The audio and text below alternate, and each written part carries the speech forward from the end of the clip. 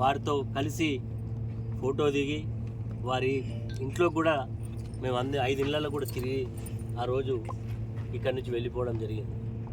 తర్వాత జరిగినటువంటి పరిణామాలు ఎన్నికల కోడ్ రావడం, ఎన్నికల్లో ప్రభుత్వం మారడం, స్థానికంగా అప్పుడున్న నేను శాసనసభ్యుడు నేను ఓడిపోవడం, కొత్త ప్రభుత్వం వచ్చి కొత్త శాసనసభ్యుడు వచ్చి నేను ఎన్నికల్లో ఓడిపోయిన తర్వాత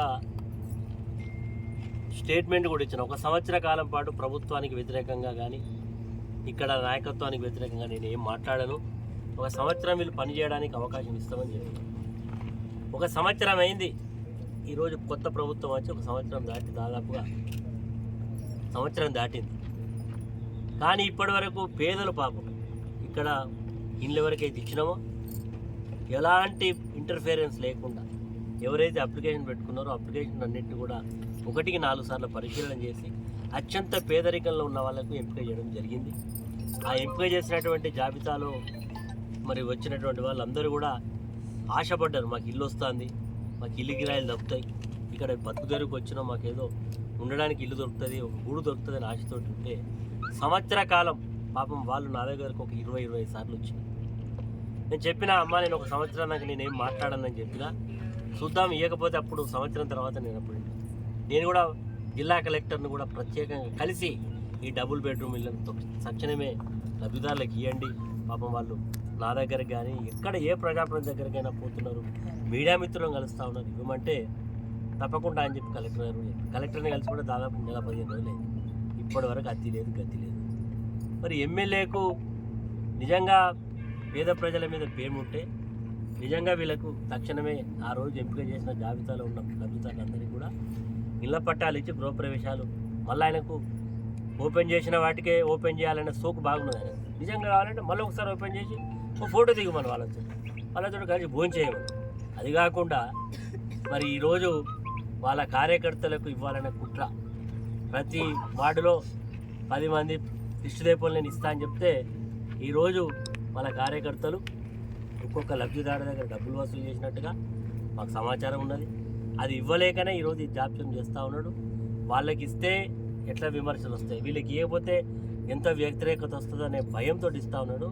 నేను సత్యనారాయణరావుకి ఒకటే చెప్తా ఉన్నా, స్థానిక శాసనసభ్యులు జిల్లా మంత్రులను కోరుతా ఉన్నాను. ఈ జిల్లాకు మంత్రిగా శ్రీధర్ బాబు గారు ఉన్నారు. ఈ భూపాలపల్లి జిల్లా నుంచి ఈ నియోజకవర్గం పక్క నియోజకవర్గం కలిసి నియోజకవర్గం. శ్రీధర్ బాబు గారు, మీకు ఈ పేదల యొక్క బాధలు వినబడతలేవా, కనబడతలేవా? మీరు కూడా గౌరవ మంత్రిగా ప్రభుత్వంలో ఉన్నారు కదా, మీ బాధ్యత లేదా? మీరు ఎందుకు ఇంటర్ఫేర్ అయ్యి ఈరోజు నిజమైనటువంటి పేదవాళ్ళకి పట్టాలు ఇప్పడానికి జాప్యం చేస్తూ ఉన్నారు? మరి రేపు చాలామంది మంత్రులు వస్తున్నారు పోతున్నారు, కొత్త శాంక్షన్ అయితే ఏం లేలే, కానీ గతంలో మేము శాంక్షన్ చేసి కట్టించిన వాటిని ప్రారంభోత్సవాలకు మరి మేము శాంక్షన్ చేసిన వాటిని క్యాన్సిల్ చేసుకుంటూ ఇవన్నీ జరుగుతూ ఉన్నాయి. నేను సంవత్సర కాలం మాట్లాడకూడదు కాబట్టి మాట్లాడలేదు. అన్ని డీటెయిల్గా ఒక్కొక్క శాఖాపరంగా వీళ్ళు ఈ సంవత్సర కాలంలో జరిగినటువంటి మరి ఏ రకంగా మరి పురోగతి సాధించిండ్రు, ఏ రకంగా వైఫల్యాన్ని తెలిసిండ్రు, ఏ రకంగా పరిపాలన చేస్తున్నా అన్ని విషయాలు మాట్లాడడం జరుగుతుంది.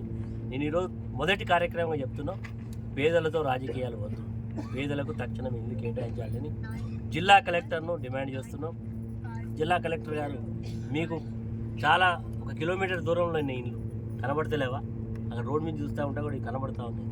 అయ్యో ఎందుకు వస్తలేరని ఈ కట్టిన ఇల్లు కూడా ఎదురు చూస్తూ ఉన్నాయి. కాబట్టి తక్షణమే ఇల్లు ఏవైతే గతంలో శాంక్షన్ చేసి పట్టాలు మరి కూడా పారదర్శకంగా ఎవరికి ఏ ఒక్క ఫ్లోర్, హ్యాండిక్యాప్డ్ అయితే గ్రౌండ్ ఫ్లోర్ ఇచ్చినాం, వృద్ధాప్యం ఉంటే గ్రౌండ్ ఫ్లోర్ ఇచ్చినాం, మిగతా వాళ్ళకు డ్రా పద్ధతిలో ఎంపిక చేస్తాం. జిల్లా కలెక్టరు, ఆ రోజునేటువంటి additional collector, municipal commissioner, municipal chairman గారు కూర్చొని నేను కూడా కూర్చొని డ్రా తీసి డ్రా పద్ధతిలో ఎంపిక చేస్తాం హౌజెస్ అన్నీ కూడా. కాబట్టి దీంట్లో రాజకీయాలు వద్దండి, తప్పకుండా ఇవ్వమని డిమాండ్ చేస్తున్నాం. ఇవ్వకపోతే మాత్రం మేము ఇలా మా యొక్క, ఎందుకంటే అందరూ అనుకుంటవచ్చు, నేను గతంలో కూడా చెప్పిన తాళవల్ల గుట్టి అలా పంపిస్తామని. తాళాలు వెలగొడితే ఉంటుంది, వాళ్ళకి తొందరగా కేసులు పెట్టారు. తాళాలు వెలగొట్టే స్థాయికి వాళ్ళు తీసుకొస్తారా, లేదు తక్షణమే ప్రభుత్వం స్పందించి రేపు లబ్ధిదారులకు మరి పట్టాలు ఇచ్చి ఇళ్లలో వదులుతారా, అది వాళ్ళ విచక్షణకే వదులుతున్నాం. ఒకవేళ కనుక ఇలానే నిర్లక్ష్యం చేస్తే తప్పకుండా ఆ పని కూడా కేసులకు భయపడటం కాదు. ఇప్పటికే మా పార్టీకి సంబంధించిన మాజీ శాసనసభ్యులను, ప్రజాప్రతినిధులను కేసులు పెట్టి జైల్లో పంపుతా ఉన్నారు. మీరు పేద ప్రజలకు బాధలు మరి కడతీర్చడం కూడా జైలు పోవడానికి కూడా సిద్ధంగా ఉన్నాం. వాళ్ళు ఏ కేసులు పెట్టుకొని ఈరోజు తక్షణమే ఎదురు చూస్తున్నాం. మరి వాళ్ళు కనుక నిజాయితీగా వచ్చి వాళ్ళకి పట్టాలు ఇస్తే సరే, ఇవ్వకపోతే మాత్రం తప్పకుండా ఆ పని జరుగుతుంది. అప్పుడు మరి ఎవరి మీద పెడతారో, ఎంతమంది పేద 400 మంది మీద పెడతారో పెట్టుకోండి. ఎందుకంటే ఇంత దుర్మార్గంగా వ్యవహరించకూడదు. నిజంగా సత్యనారాయణరావు వాళ్ళ కార్యకర్తలకు ఇవ్వాలనే కుతూహలం ఉంటే 1000 శాంక్షన్ చేయించి ఇల్లు కట్టి ఇచ్చుకోమను. వాళ్ళ కార్యకర్తలకు ఇచ్చుకోమని వద్దట్లేదు. మేము కట్టినాం. గతంలో అక్కడ ఒక 500 కట్టినా పారదర్శకంగానే ఇచ్చినాం, ఇక్కడ కట్టినా పారదర్శకంగా ఇచ్చినాం.